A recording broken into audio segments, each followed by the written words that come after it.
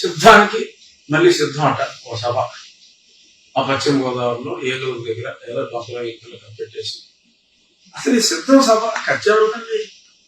నాకు అర్థం కావట్లా. ఆర్టీసీ బస్సులు ఇవన్నీ పెడుతున్నారు, ప్రభుత్వం నుంచే కట్టిస్తున్నారంట, పార్టీ అకౌంట్ నుంచి ఇవ్వట్లేదు. మన వైజాగ్ 3 లక్షలు అంటే 30,000 40,000 వచ్చారు. అది కూడా మరి ప్రభుత్వాన్ని నాకేశారు. కోట్లు అంతా చాలా ఎక్కువ, more than 1,000 crores party fund ఉంది. మరి ఆ ఫండ్ని ఖర్చు పెట్టుకోవచ్చు కదా. వాలంటీర్లు అన్నారు, పార్టీ పని చేసుకుంటున్నారు, వేసారు. కన్సల్టెంట్లు అన్నారు, సాక్షి స్టాఫ్ అందరినీ తీసుకొచ్చారు. నిన్న నారాయణ మనోహర్ గారు చెప్పారు 600 కోట్లు చిల్లర వేస్తారంట. ఒక పెద్ద ప్రాజెక్ట్ అయిపోయింది. ఈ పనికి మనోళ్ళు దిక్కుమని పనికిమాల సలహాలు ఇచ్చే వ్యక్తి 140 కోట్లు ఖర్చు పెట్టారు.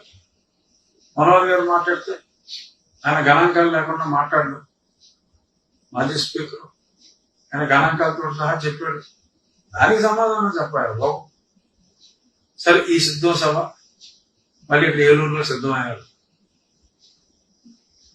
దానికి ఇప్పుడు ఇంటర్మీడియట్ పరీక్షలు ఒక 20 రోజులు వాయిదా చేస్తారు. ఇంతకంటే దారుణం ఉంటుందా? ఒక పొలిటికల్ పార్టీ వాళ్ళ పొలిటికల్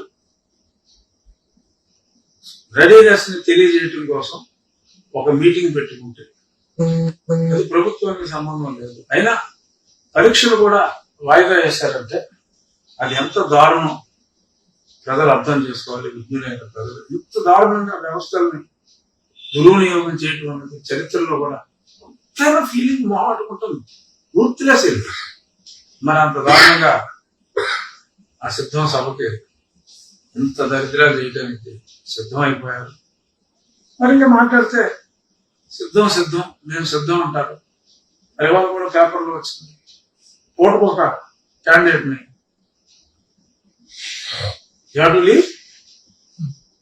పూటకొక క్యాండిడేట్ ని మార్చేస్తున్నారు.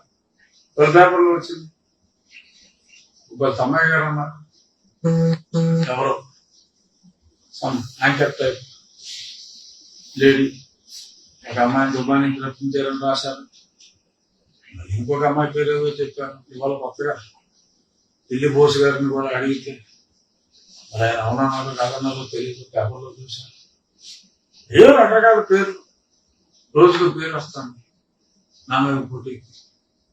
మొన్నటిదాకా నాకే టికెట్ రాదని వాగారు, కాలకేయులు ఏం తీసుకుంటారు సార్.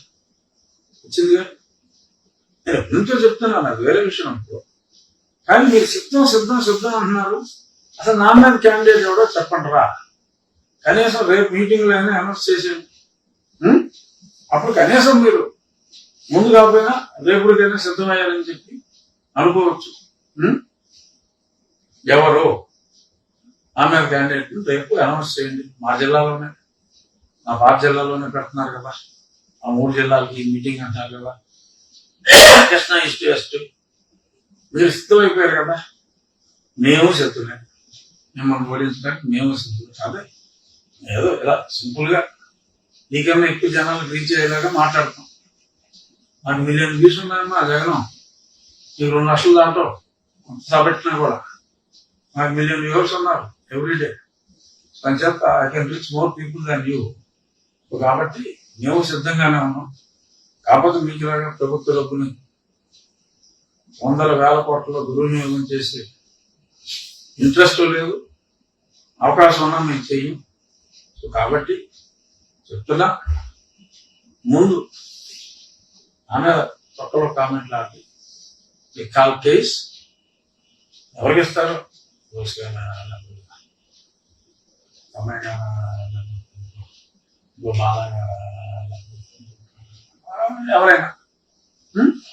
ఎవరైనా చెప్పేసేయండి రేపు.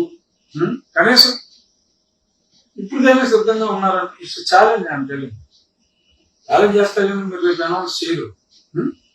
అంటే చేసేయండి.